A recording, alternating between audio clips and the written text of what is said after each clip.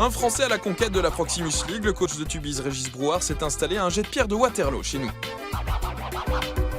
Sur les traces de Napoléon Bonaparte, ce sont des souvenirs de vestiaire qui ressurgissent.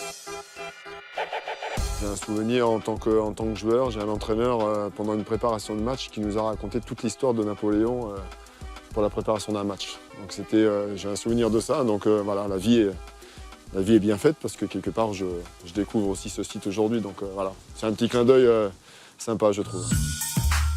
Enfant de la région parisienne, il débute aux Ulysses, le club qui a vu grandir Thierry Henry ou encore Anthony Martial.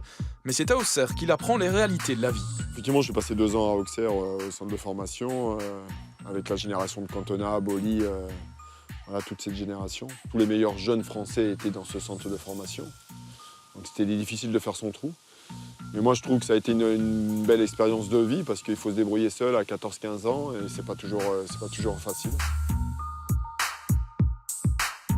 J'ai été joueur professionnel pendant 14 ans, j'ai fait une dizaine de clubs, dont Montpellier en première division. J'ai eu la chance de pouvoir faire un quart de finale de Coupe des Coupes aussi avec Montpellier contre Manchester United.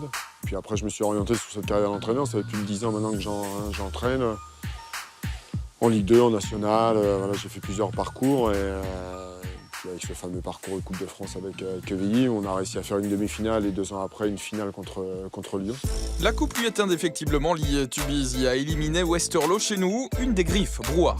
Je suis très attaché à ces compétitions nationales, quel que soit le pays, parce que ça mène quelque chose d'autre, de différent, des émotions différentes, des joies différentes, des relations aussi différentes avec les uns, parce que c'est une compétition qui appartient avant tout aux joueurs. Sans la coupe, c'est très simple, hein, vous gagnez, vous continuez, vous perdez, vous sortez.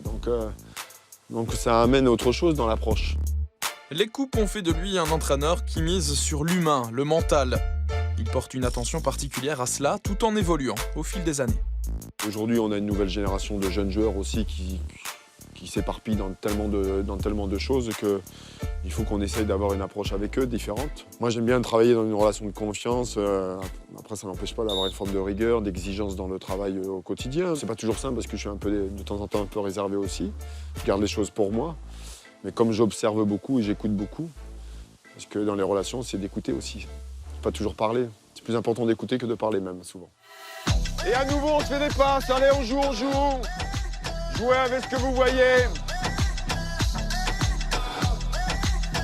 Avant tout, Régis Brouard est un passionné, un curieux aussi. C'est d'ailleurs ce qui l'a poussé à tenter l'aventure belge. J'avais vraiment une envie de découvrir un championnat étranger.